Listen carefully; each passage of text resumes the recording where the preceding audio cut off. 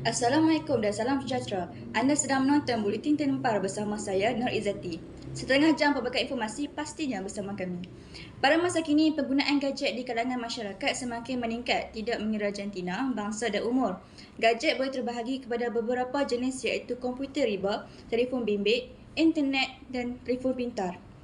Dengan terciptanya gadget, ia dapat memudahkan urusan seharian kita seperti dalam proses pembelajaran, komunikasi dan menyiapkan tugasan.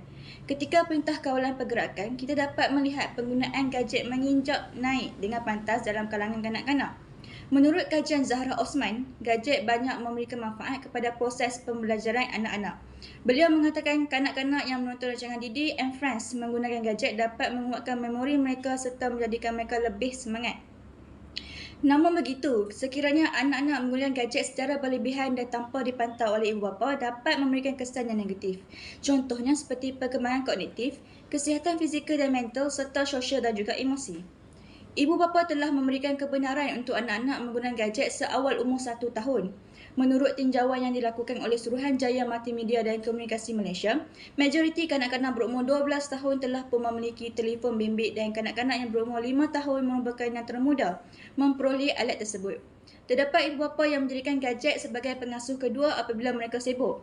Bahkan ada setengah ibu bapa yang memberikan telefon bimbit ataupun tablet mereka kepada anak-anak apabila berada di luar rumah seperti kedai makan untuk mengawal tingkah laku. Seperti yang tertulis dalam laporan Pediatric Academic Societies, terdapat 65% ibu bapa yang memberikan gadget kepada anak mereka supaya mudah dikawal. Terdapat 3 objektif yang ingin dicapai melalui kajian ini, iaitu objektif yang pertama ialah mengenal pasti kesan negatif teknologi terhadap kanak-kanak di Malaysia. Seterusnya, mengkaji peranan ibu bapa dalam mengawal penggunaan teknologi dalam kalangan anak-anak. Akhir sekali, merumus kebaikan dan keburukan penggunaan gadget dalam kalangan kanak-kanak. Seterusnya, kita bersama dengan rakan setugas untuk membincangkan isu ini dengan lebih mendalam. Terima kasih rakan setugas. Saya akan menerangkan lebih lanjut mengenai metodologi yang dijalankan untuk mendapat hasil kajian ini. Pertama ialah surat khabar. Surat khabar adalah media cetak yang kerap diterbitkan bertujuan untuk menjelaskan peristiwa yang relevan pada masa kini. Surat khabar itu adalah penerbitan cetak dan digital yang menyajikan mengikut kronologi atau berita, pendapat atau pengumuman mengenai peristiwa penting yang berlaku di suatu tempat dalam jangka masa tertentu. Metod yang kedua ialah buku. Buku merupakan helaian kertas dalam bentuk fizikal. Seiring dengan perkembangan dalam bidang dunia informatik, kini dikenali juga dengan teknologi buku elektronik yang boleh dibaca kandungannya pada alat tertentu seperti komputer, telefon bimbit dan komputer riba. Kajian ini menggunakan 2 buah buku untuk mendapat dapatan yang dikehendaki. Ketiga ialah laman sesawang. Dokumen elektronik pada paparan skrin komputer yang biasanya mengandungi teks, grafik, imej dan tentang sesuatu institusi, organisasi, persatuan dan individu yang dapat dicapai melalui internet. Metod yang terakhir ialah Google Form. Kajian ini berbentuk kuantitatif yang dijalankan melalui kaedah tinjauan dengan menggunakan Google Form sebagai kaedah pengumpulan data kajian. Google Form ini didefinisikan sebagai satu set soalan untuk penyelesaian dari responden untuk mendapatkan maklumat objektif semasa kajian. Kajian ini juga telah mencapai sebanyak 45 responden dari kalangan ibu bapa, 75% dari kalangan ibu, manakala 24.5% dari kalangan bapa yang telah menjadi wakil responden untuk kajian tersebut. Sekian saja, kita kembali ke rakas tugas yang seterusnya. Terima kasih rakan setugas. Kini, saya akan menerangkan penyataan masalah ataupun isu yang akan berlaku jika perkara ini berlarutan.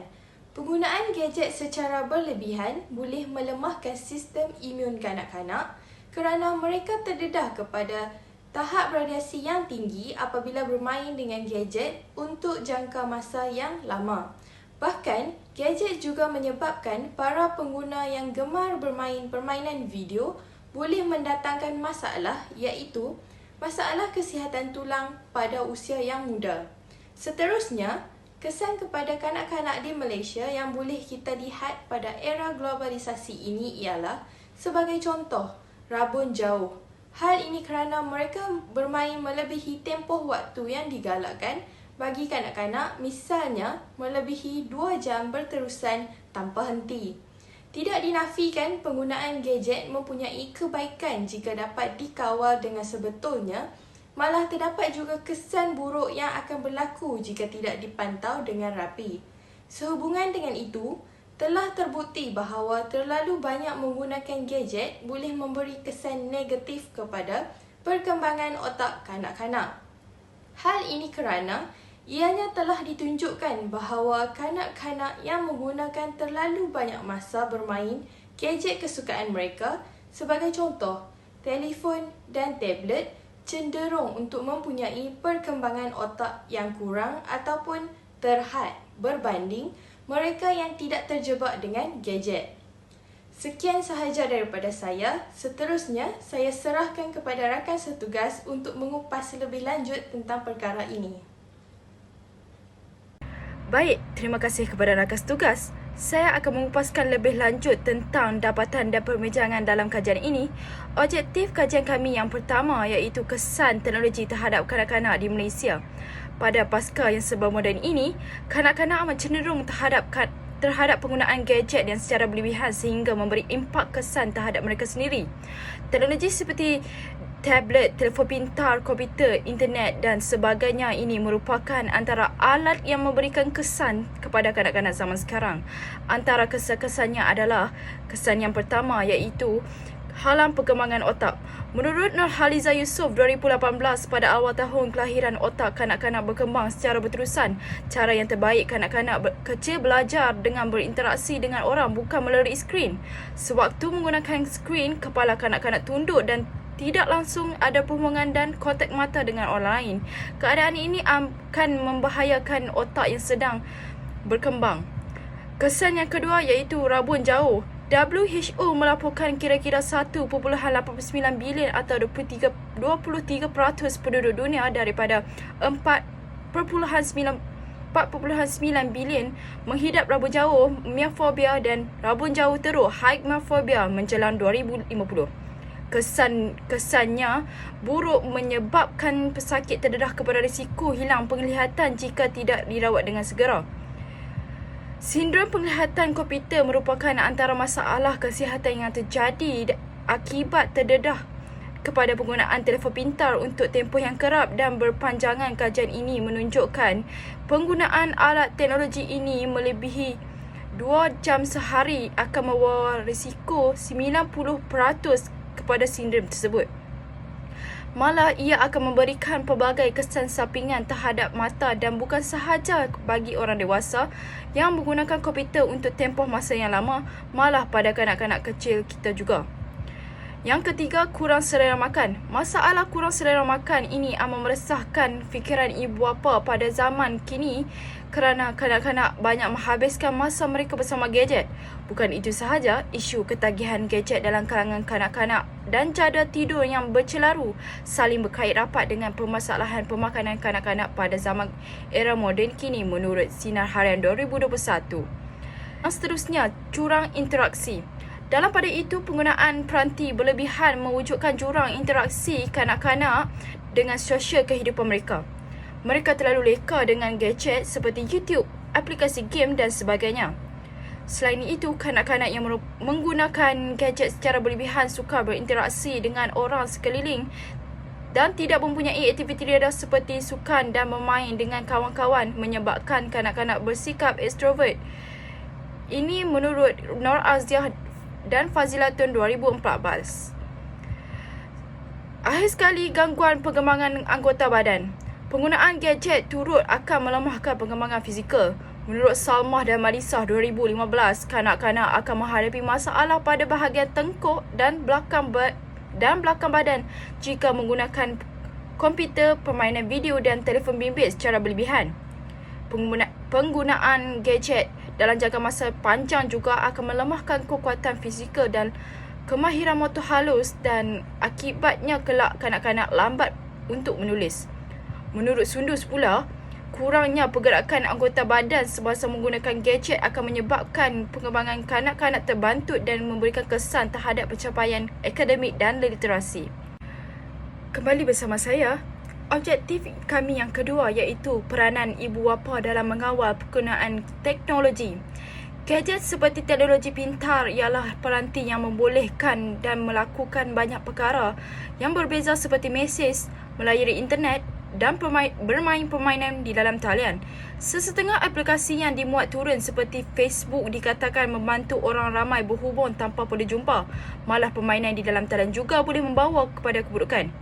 Ibu bapa perlu berhati-hati apabila anak-anak mereka menggunakan gadget yang berlebihan. Maka dengan itu, ibu bapa perlu memain peranan penting untuk mengawal penggunaan teknologi gadget terhadap kanak-kanak mereka supaya dapat membendung perkara yang membolehkan kepada keburukan. Sehubungan dengan itu, kami telah membuat kajian berdasarkan Google Form untuk meninjau apakah peranan ibu bapa dalam mengawasi penggunaan gadget kepada kanak-kanak. Lampiran 1 dinyatakan bahawa adakah mereka bersetuju gadget memberikan kesan negatif kepada kanak-kanak.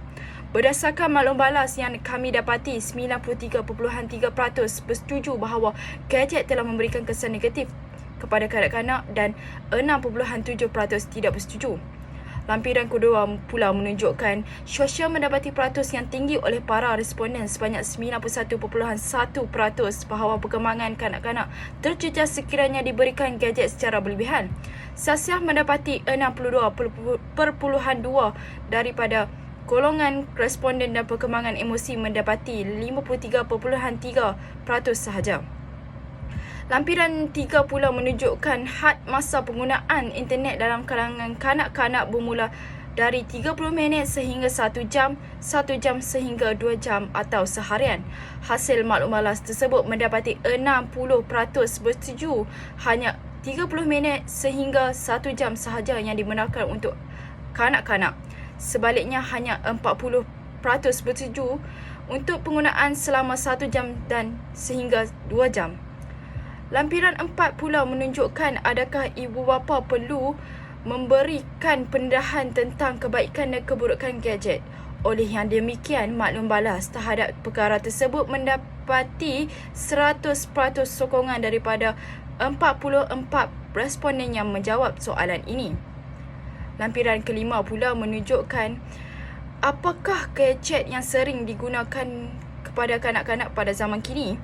Seperti contoh telefon bimbit, komputer dan televisyen merupakan gadget yang terkenal dalam kalangan kanak-kanak. Tidak nafikan penggunaan telefon bimbit merupakan gadget yang sering digunakan oleh kanak-kanak. Televisyen dan komputer mendapati 26.7% dan 13.3%. Lampiran 6 pula menunjukkan gadget merupakan kepentingan sebagai ubat penenang apabila kanak-kanak mereka menangis atau mengamuk. 84.4% tidak bersetuju apabila gadget diberikan kepada kanak-kanak ketika mereka menangis atau mengamuk. Sementara itu, 15.6% menyokong bahawa gadget merupakan ubat penenang. Lampiran 7 menunjukkan anggaran umur kanak-kanak yang sesuai untuk diberikan gadget bermula 2 tahun ke atas, 5 tahun ke atas dan 10 tahun ke atas. Umur 10 tahun ke atas mendapati 73.3% untuk mula diberikan gadget kepada kanak-kanak. Selain itu 5 tahun dan ke atas 24.4%, manakala 2 tahun ke atas mendapati 6.7%.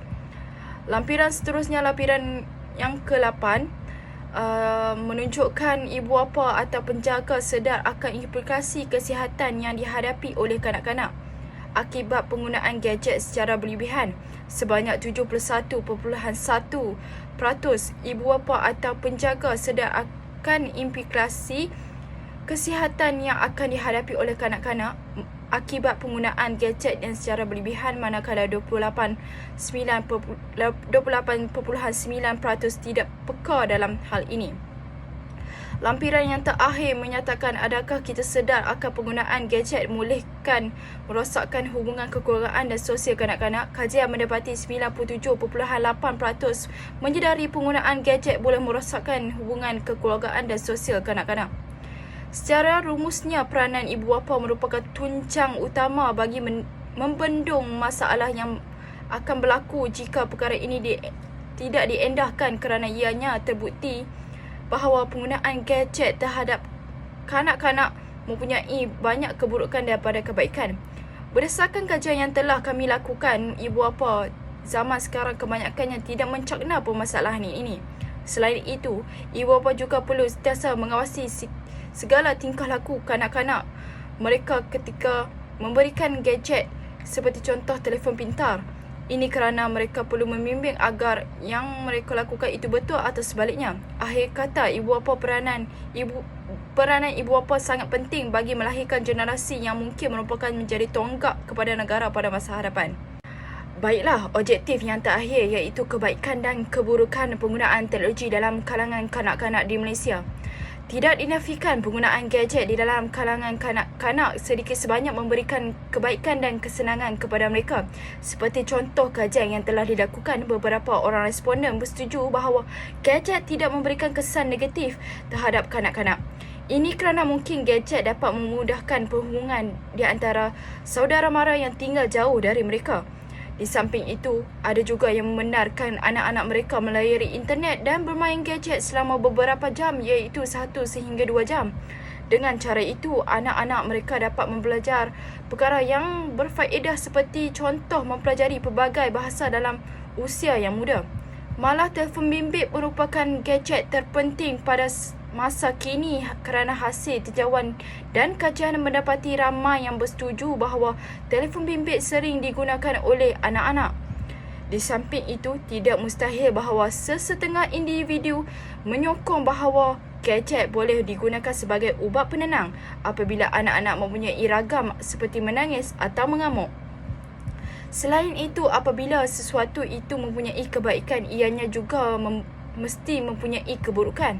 Seperti yang dinyatakan dalam keputusan hasil kajian yang telah dilakukan, kebanyakan para responden lebih cenderung untuk memberi maklum balas bahawa penggunaan gadget dalam kalangan kanak-kanak lebih mempunyai keburukan berbanding kebaikan.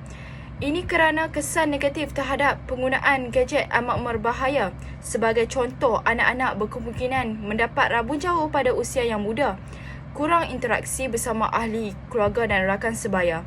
Selain itu, anak-anak yang cenderung dalam penggunaan gadget ini juga akan menyebabkan mereka kurang selera makan.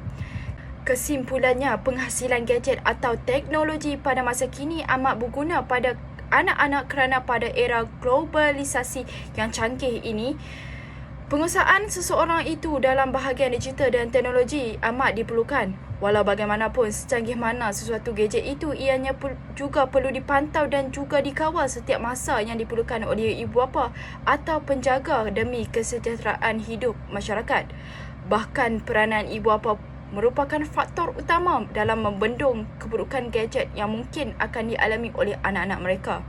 Saya akan kembalikan kepada rakan setugas seterusnya untuk membentangkan cadangan dan kesimpulan dalam kajian kami ini. Terima kasih rakan setugas. Apa yang dapat disimpulkan? Ibu bapa memainkan peranan penting dalam membendung isu ini. Ibu bapa perlu meletakkan had umur yang sesuai kepada anak mereka untuk diberikan pendedahan gadget. Contohnya, memberi telefon bimbit kepada anak mereka bermula umur 10 tahun dan ke atas. Ketika anak-anak bermain telefon bimbit, ibu bapa perlu mengawasi dan memantau aplikasi dan video yang ditonton oleh anak-anak dan perlu memastikan aplikasi dan video tersebut sesuai dengan umur mereka. Selain itu, mereka juga perlu memastikan anak-anak mengikuti peraturan had masa yang ditetapkan agar tidak membuang banyak masa dengan gadget. Di samping itu, ibu bapa mesti menerangkan kepada anak-anak mereka tentang bahaya gadget-gadget tersebut. Pada zaman yang moden ini, ibu bapa juga perlu mengambil tahu dan menambah pengetahuan tentang aplikasi terkini untuk mereka tahu kebaikan dan keburukan sesuatu aplikasi yang digunakan anak mereka dan juga perlu meluangkan masa dan memberikan perhatian yang secukupnya kepada anak mereka agar anak mereka tidak berasa sunyi dan terabai dengan menggalakkan mereka bermain di luar. Contohnya, membawa mereka melakukan aktiviti riadah dan sukan. Golongan pendidik juga tidak terkecuali dalam mengawal isu penggunaan gadget dalam kalangan kanak-kanak. Para guru boleh memberi pengetahuan kepada pelajar tentang kesan buruk penggunaan gadget secara berlebihan. Seterusnya, pendidik juga perlu memberi penekanan kesan positif dan negatif penggunaan gadget dan teknologi terhadap kanak-kanak kepada ibu bapa agar mereka peka tentang kesan sampingan yang bakal diterima oleh anak mereka. Akhir sekali, guru juga perlu menasihati ibu bapa agar dapat menyesuaikan diri dan berpengetahuan dan meningkatkan kemahiran berkenaan teknologi supaya boleh seiring dengan anak-anak untuk menjelaskan bahaya gadget dan teknologi kepada anak mereka.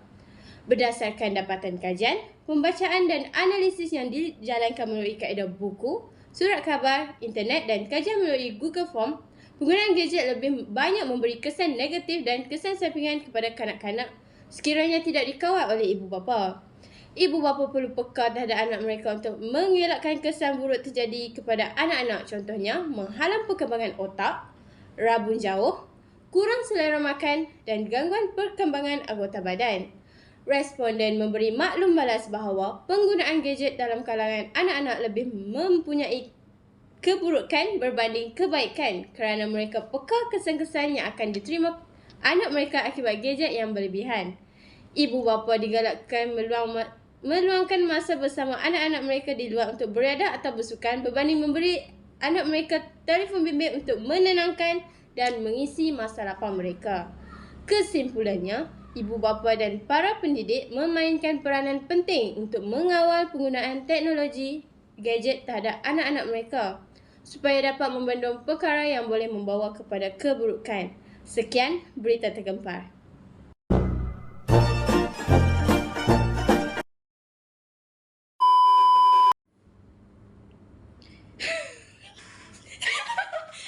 ada apa lagi. Apa? Weh. Tak ada koma, aku baca tahu lah. Baiklah, objektif yang terakhir iaitu kebaikan dan keburukan penggunaan gadget